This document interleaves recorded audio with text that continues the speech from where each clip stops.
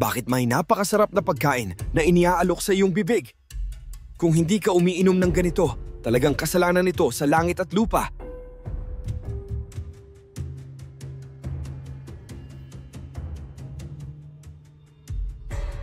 Totoo na ang kakaibang pagkain ay palaging mas mahusay kaysa sa pagkain sa bahay. Bakit ang daming masarap at kakaibang ngayon? Oh my God! Ang bagyo talaga ngayon at uhaw na uhaw ako. Napakaraming masasarap na bagay. Bakit siya umiinom ng maraming alak? Sobrang kakaiba. Tuyan, Tuyan, Tuyan, gumising ka. Gumising ka na. Kuya!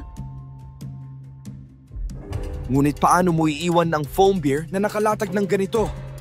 Bagyo ba ngayon o bakit ang dami mong iniinom? Umupo ako at umiinom ng beer kasama ang kaibigan kong si Len. Lynn Alingling? Kaibigan ko si Kylan. Kaibigan mo ba si Lynn? Man, wala akong nakikitang Lynn. Ngayon halatang nakaupo siya at uminom ng beer kasama ko. Bakit lasing na lasing ako na hindi ko na malaya na natutulog na ako? Saan ito pupunta? Hey Len! Baby mouth lang, parang hindi naririnig ng mga kapitbahay. Kaya hayaan mo akong tumawag at tingnan kung saan ito pupunta. Len, Len, Len? Ako naman, bakit ang lakas ng tawag mo? Kaya bakit hindi ako makatawag kahit saan ang hindi tumatawag? Nasa banyo ako, saan ka pupunta? Pero masarap ka uminom. Matagal-tagal na rin bago ako nagkaroon ng pagkakataon na pagsilbihan ang aking matalik na kaibigan ng ganito. Hoy, sino ito?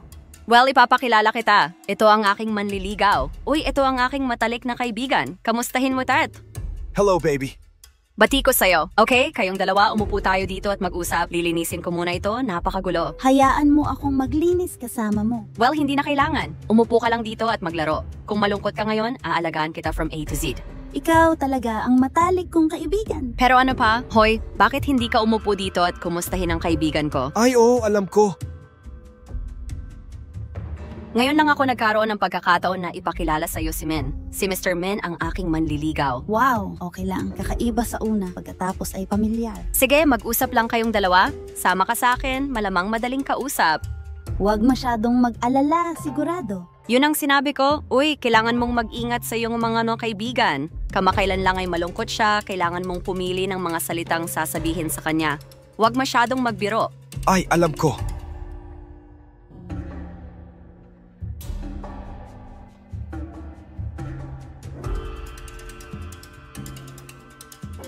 Ako ang manliligaw ni Tuyan.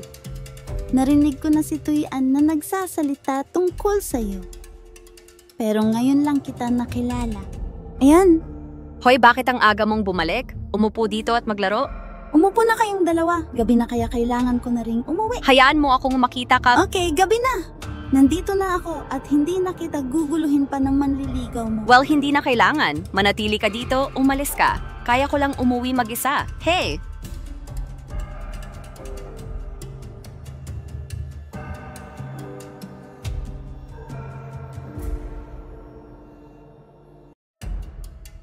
Hello, baby. Kala ko hindi mo ako makikita doon. Ngayon lang, nandoon si Tuyan. How dare you act? Yun lang. Kung hindi ano? Ngayon ito ang magiging pribadong mundo natin. Hindi ka ba natatakot na ang iyong kaibigan ay malungkot kapag ginawa mo ito? Anong nakakalungkot? Alam nito ang kalungkutan. Nag-aalala ka ba dito? Hindi ba? Pero bakit mo nasabing hindi mo alam ang kalungkutan? Yun lang. Mula sa mga lumang araw. Simula nung kasama ko siya sa school. Nakikita niya akong lingkod niya. Kahit hindi mo gawin ang gusto niya, tinalo pa niya ako. Oh, talaga? Ganun ba siya nakakatakot? Ama yan. Paano malalaman ng sino man? Ako lang ang nag-aaral dito. Alam ko lang kung anong klaseng tao siya. Ngayon ko lang nalaman na ganun siyang tao. Tapos, gusto mo bang gawin ito sa akin? Ano? Yan ay mabuti para sa aming dalawa. Oo, gusto ko. Kung ito ay mabuti para sa iyo at sa akin, sino ang hindi magnanais nito? Gusto mo ba ng pera? Pera? Sino ang maaaring magbayad para sa pera? Kaya ngayon, nilinlang ko si Tuyan para kunin ang lahat ng pera niya. Pero ngayon paano ko makukuha ang pera niya? Makakaasa ka, planado ko na lahat. Plano? Hayaan mong sabihin ko sa iyo nang malinaw ang iyong narinig. Kaya ngayon, may bahay lang, may kotse lang, pero may kumpanya lang. Ngayon mahal na mahal ka niya. Niloko mo siya para pirmahan ang mga papeles upang matanggap ang lahat para sa'yo. Okay lang yan. Mukhang maganda, tama? Pero bakit ako ang pinili mo para tulungan ka?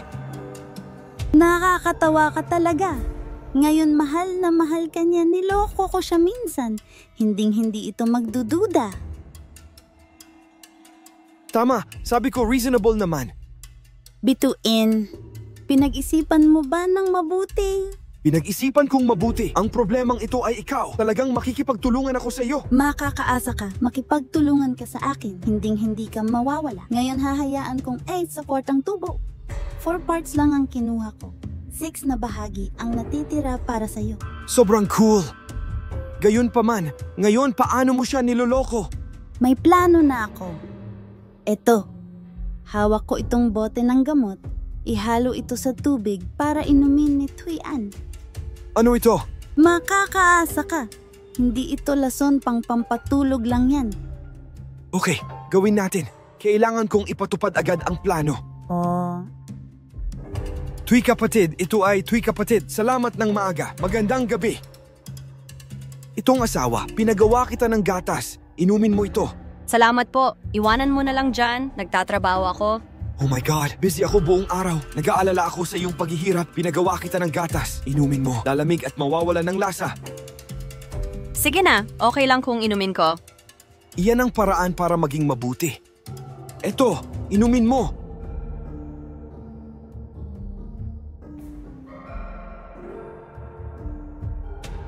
Kamusta ka na? Gusto mo bang matulog? Inaamin ko, mabilis din talagang sumisip-sip ang gamot. Alo, dumating ka. Tulog ito. Nahanap mo na ba? Anong nagtagal sa'yo? Kanina ko pa ito hinahanap. Sigurado ka bang nakatago ito sa kwartong ito? Nakatago pa rin dito araw-araw. Itinago nito ang mga dokumento. Lahat ng mahahalagang dokumento ay nakatago dito. Pero ngayon hindi ko rin nakikita. Huwag mong hayaang mawalan ng saysay ang aking pagsisikap na mahanap ka. Medyo nagsalita siya. Huwag mong isiping maamo ako at binubuli kita. Hanapin mo ako dito. Hindi mo ba kasalanan? Pagkatapos ay hindi gaanong magsalita. Alamin ng magkasama. Tumigil ka? Naghahanap pa kayong dalawa nito? Tama. Saan mo nahanap? Ha? Thuy-an, bakit ka nandito? Nakita kong hinahanap mo kaya dinala ko sa'yo. Akala ko tulog ka na. Nakita ko na lahat ng dirty tricks mo. Sa tingin niyo ba tanga ako? Ano ito? Thuy-an. Alo? Dumating ka. Tulog ito. Magandang gabi, baby.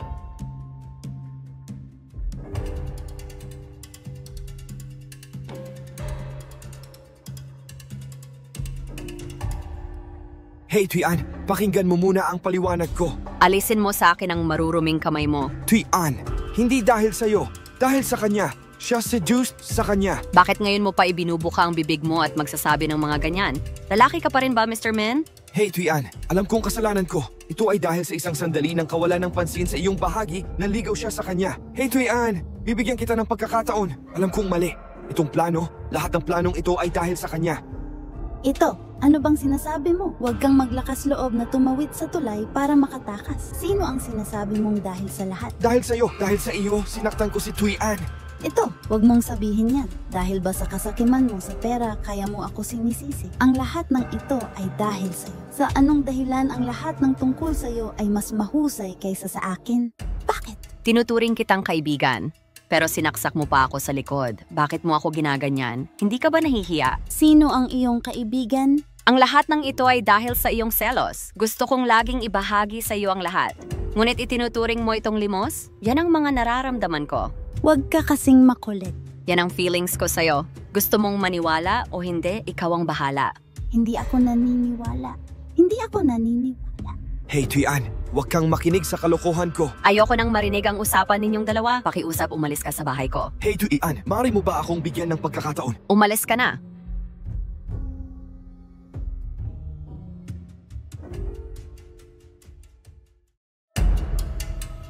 Kuya, magtrabaho ka na bago ka malate. Ano? Pumasok ka sa trabaho, huwag malate. Tanggalin ang headset kung papalitan mo ito or suot mo ang headset sa kung saan. Kalap ka maratang pamatas.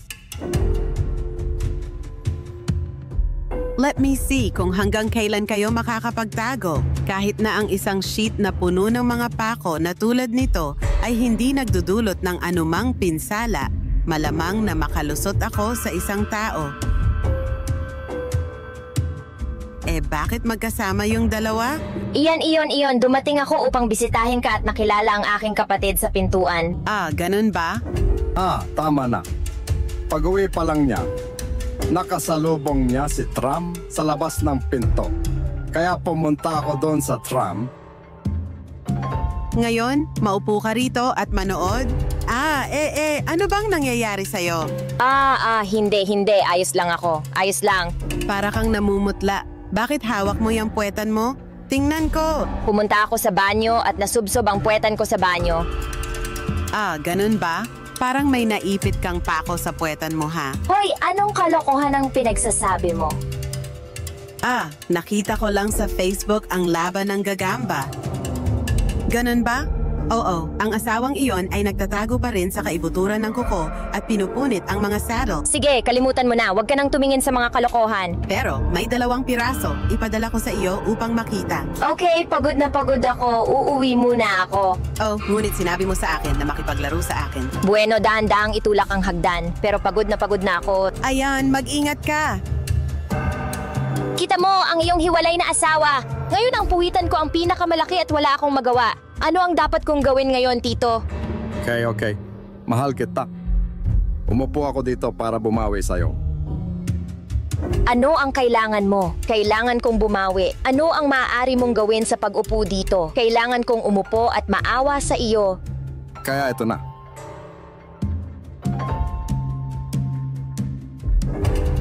Sapat na ito para mahilom ang sugat sa puso.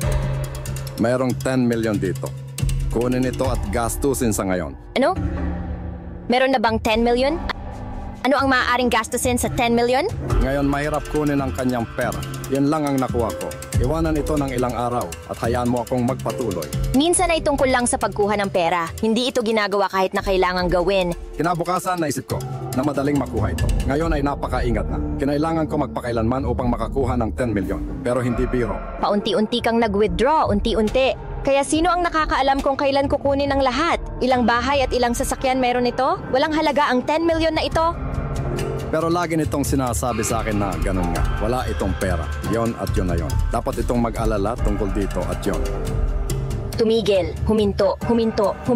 Sinasabi nito, naniniwala ako. Ayaw lang nitong ibigay sa'yo. Ngayon, ang kailangan lang nating gawin ay kunin ang bahay at ang kumpanya at iyon na. Tama rin ang sinabi mo. So, may plano ka ba? Hayaan mo lang ako.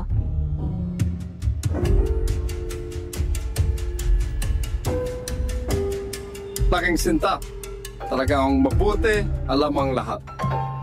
Bituin, kaya ngayon kahit anong mangyari, iniimbitahan pa rin ang mukha kong ito ang aking asawa na kumain at uminom ng ganito. Well, sa mga araw na ito, ikaw at ako ay walang anumang pribadong petsa, kaya gusto ko lang magpainit ng nararamdaman. Damn, ang tagal mong magsalita. Hindi kami nagkikita. Wala, ang aming mga damdamin ay tinatangay ng hangin. Pero ngayon gusto ko pa rin itong i-refill. Well, hindi mo naman ako kailangang purihin. Ikaw at si Tuyan ay parang isda at tubig. Pagkatapos nun, hindi mo kailangang mag-alala tungkol sa Tuyan. Pero lonely ulit. Walang ganyan. Si Tuyan ay ang aking matalik na kaibigan, kaya kailangan ko itong bigyang pansin. Kamusta ka na? Okay lang ako. Okay, itaas natin ang ating salamin. Hoy, inom tayo!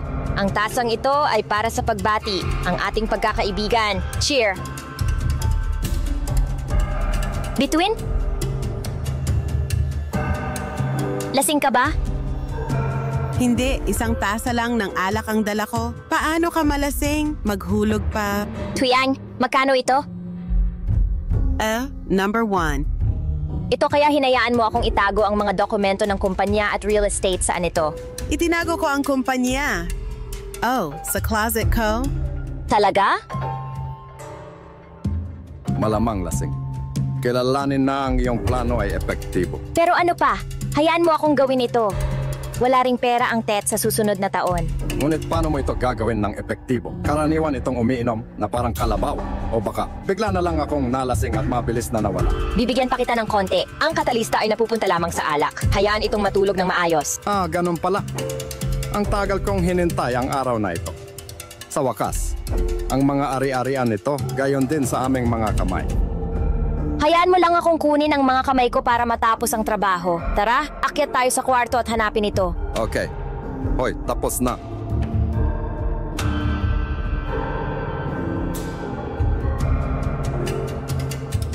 Bakit wala kanina? Sinabi nito na iwan ito dito. O nagsisinungaling ba ito? Paano ito magagawa? Ang mga lasing ay hindi kailanman nagsisinungaling. So nasaan na ngayon? Paano mo nalaman? Bakit? Ano ang problema sa tram? Bakit mo nasabi na natutulog siya? Ewan ko ba, paano ba magiging ganito? Paanong hindi? Nakikita nyo naman na masaya ako, so why bother? Ikaw, ano ang ibig mong sabihin dyan? Lahat ng ginagawa nyo, guys. Alam ko na ang lahat. Binibigyan ko lang kayo ng moment na ito para mahuli kayong lahat ng personal.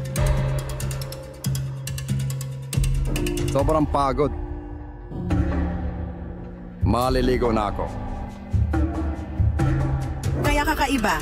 Karaniwan hindi ka nagsusuot ng pabango. Tama ba?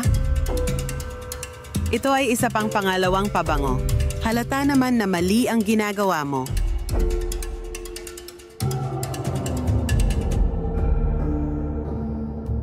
Tingnan natin anong ginagawa mo sa likod ko.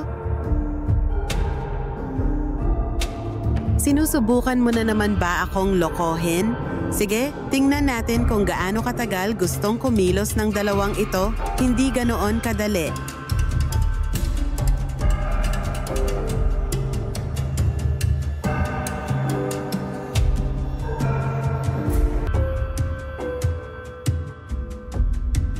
Kaya pala alam mo ang lahat. Pero asawa ka pa rin ba? Paglalaruan mo ako, di ba?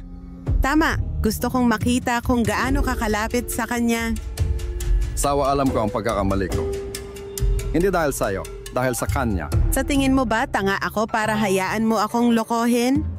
Ikaw ay tunay na anak ng hiwalayan. Ang tanong na iyon ay para sa iyo, para sa natitirang bahagi ng pahina. Itinuring kitang malapit na kaibigan, pero matulog ka sa asawa ko. Balak mo pa ring agawin sa akin ang ari-arian ko? Tao ka pa ba? Paano kung gawin ko yun? I hate your face. Laging kumilos na marangal at mahabagin pero actually walang lumalabas. Well, hayaan mo akong sabihin sa'yo, sa tingin mo ay maayos ang takbo ng iyong buhay at trabaho. Natural ba ito? Ako ang nag-aalaga sa iyo. Ginagamit ko lahat ng relasyon ko para makahanap ka ng magandang trabaho. Pero ikaw, iniisip mo pa rin ako ng masama? Hindi pwede manahimik ka, ayoko nang makinig sa'yo. Ganyan ang mga bagay. Gusto mong maniwala o hindi, ikaw ang bahala. Mrs., pakiusap ko, huwag kang makipaghiwalay sa akin. Hindi ako papayag na mamuhay ka sa piling ko. Masasabi mo pa ba yan ngayon?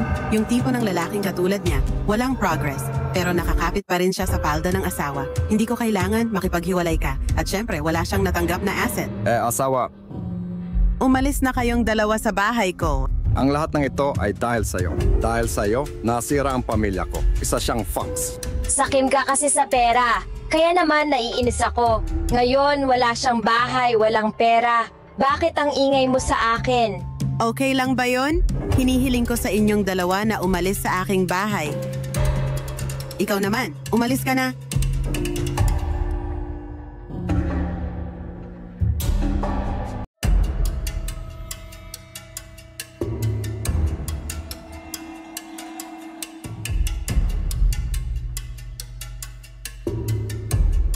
Sino ka ba?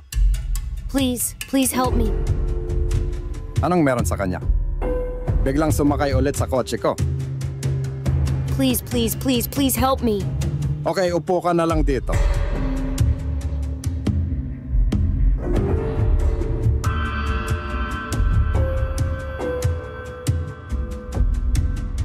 Sorry, naabala kita. May nakita ka bang batang babae na nakasuot ng pangkasal na damit na tumatakbo dito? Hindi ko nakikita. Sigurado ka ba? Ngayon ko lang siya nakitang tumatakbo papunta dito. Sigurado ako. Mangyaring pag-isipang mabuti muli. Sigurado ka bang hindi siya tumakbo dito? Sigurado ako. Hoy lalaki, anong ginagawa mo sa harap ng kotse namin ng asawa ko? Well, hinahanap ko ang aking nobya. Ano? Hinahanap mo ba ang iyong nobya sa kotse namin ng asawa ko? May sakit ka ba? Paumanhin. Kaya kung hindi ka pupunta, bakit ka nakatayo dito? Asawa? Anong ginagawa mo? Bakit mo siya hinayaang magsalita ng kalokohan ng ganyan? Kalmadong nakikinig si Mrs. sa paliwanag ko. Bigla siyang tumakbo para kumatok sa pinto at tinanong kung may nakita siyang bride na tumatakbo dito. Pero hinayaan mo rin siyang magsalita? Bakit ang duwag mo? Ito ay tumatagal ng maraming oras para sa mga tao upang sabihin na ang aking espiritu ay napakapilyo. Oh my God, sino yon? Yung taong itinaboy mo lang. Ngunit hinayaan mo rin siyang umakyat sa kotse? Nakita niyang nasa delikadong sitwasyon siya at inalok siyang sumakay. Pababain mo siya. Pero, Pababain mo siya. Miss, pwede mo ba akong tulungang magtago sa ibang lugar? Sumakay si Mrs. sa kotse. Nakakainis. Hey, Miss. May idea ako.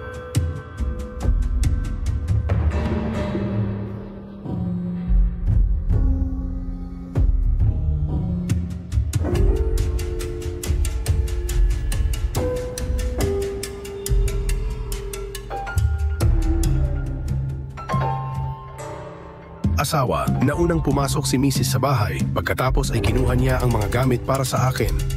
Naalala mo pa ba na lalaki ka?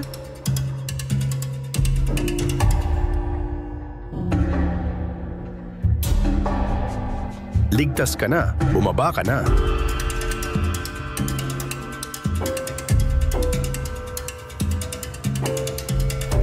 Sa ngayon, mangyaring manatili sa aking bahay. Pagkatapos ay gagawa ako ng paraan upang matulungan ka.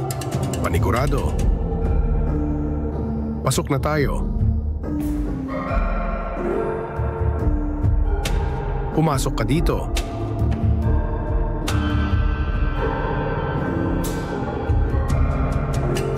Isinuot niya ang mga damit na ito. Salamat po, salamat sa pagtulong mo sa akin. Wala, pero bakit kailangan niyang tumakas ng ganoon? Sa totoo lang, nasa kabukiran ako at ipinagbili ako ng aking mga magulang sa isang tao para mabayaran ang kanilang utang. Bakit sa panahong ito ay may mga eksena pa rin na ipinagbibili ng mga magulang ang kanilang mga anak para makabayad sa utang? Mahirap ang pamilya ko, wala kaming pera. Ngunit ang aking mga magulang ay humiram ng pera sa iba at walang pera upang ibalik ito. Ngayon ang tanging paraan ay ibenta ito sa kanya para mabayaran ang utang. Naging asawa niya ako at walang pinagkaiba sa isang residente. Pinalo at pinahirapan niya ako, kaya naman kinailangan kong tumakas ng ganoon. Kung may nangyaring ganyan sa iyo, bakit hindi mo i-report sa pulis? Isumbong mo sa pulis at siguradong hindi niya mo ako mapapatawad. Isa pa, ayokong idamay ang mga magulang ko. Okay naman, dito ka lang muna at magmo-move on na ako. Maginhawa ba para sa akin na manatili sa ganito? Ang iyong asawa... Ayos lang. Isa itong bakanting kwarto sa bahay ko. Huwag kang mag-alala. Muli po akong nagpapasalamat ng marami. Wala. Pagkatapos ay aalamin ko kung paano ka palalayain sa lalaking iyon at paano ito magiging ligtas para sa kanyang mga magulang. Salamat po, salamat po. Sige, magpalit ka na ng damit.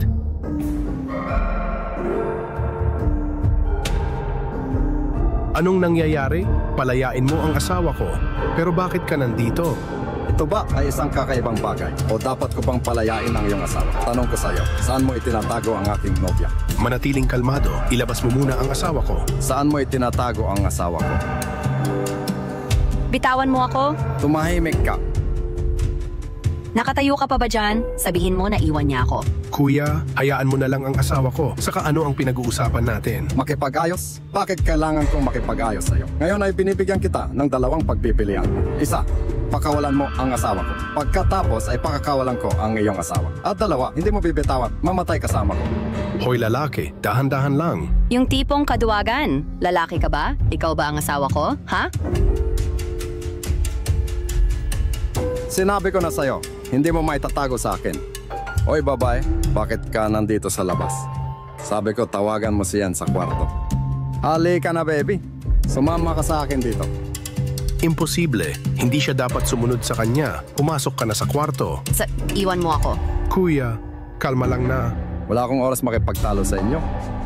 Pakakawalan mo ang asawa ko? Pero mahal mo ba siya? Tama.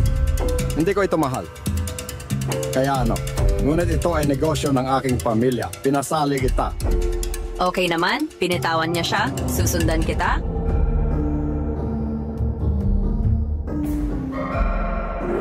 Yun lang. Ayan ka na. Bakit ka... Salamat po, pero ayokong idamay ang pamilya mo. Maging mabuti at sumunod sa akin. Kapag nagtago ka ulit, papatayin kita. Pumunta ka. Hindi, lalaki ka pa ba? Bakit kaya siya tumabi at pagmasdan ng buhok ng asawa na hinahawakan ng ganon? Tapos, Umiiral din ba sa mundong ito ang isang duwag na tulad mo? Ang tanga ko ba talaga para pakasalan ka? sa... Ikaw ano? Hindi sapat para protektahan ang asawa ko. Walang pakinabang. Ngunit kailangan kong tingnan ang situation sa kamay. Siya ay lubhang mapanganib. Wala akong pakialam sa sitwasyon ngayon. Ang inaalala ko ngayon ay masyado kang duwag. Ginoong anak, alam mo bang muntik na akong masaktan? Ha? Itigil mo na. Gusto ko ng divorce. Ano? Gusto kitang hiwalayan. Pagod na ako. Anong sabi mo? Sabi niya ulit, let me listen. Malinaw kang makinig dito. Gusto kitang hiwalayan. Simula nang ikasal tayo, naisip mo na ba ako? O sarili mo lang ang iniisip mo buong araw? Ikaw ay aking asawa, tapos iniisip ko, kakaiba ang ugali niya, nagpipigil din ako, ngunit hindi sa pagkakataong ito.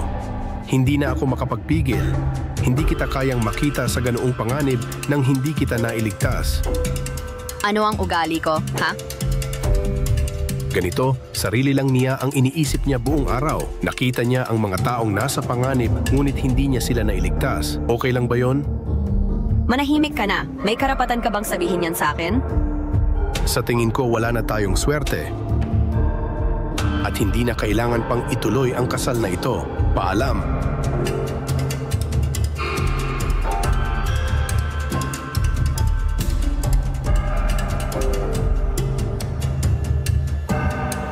Ang bastos na ito, mahilig kang makialam sa aking mga gawain, hindi ba? Alam din naman siguro ito ng asawa mo, di ba?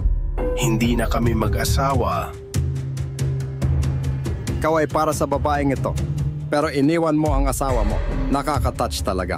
Sabihin mo na, ano bang dapat kong gawin para bitawan mo siya? Anong ginagawa mo? Manatiling kalmado. May sarili siyang kalkulasyon. Simple lang. Para sa item na ito, sapat na ang 500 million.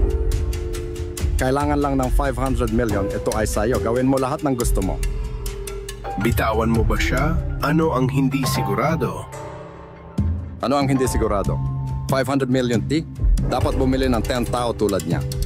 Oo, pumili ka. Mayroong 500 million sa card na ito at dapat siyang bitawan. Anong ginagawa mo? Hayaan mo akong lutasin ito. Eto. Napakagaling mo. Nagulat ako dahil sa'yo. Okay naman, sa'yo ito. Hangad ko ang kaligayahan ninyong magkasama.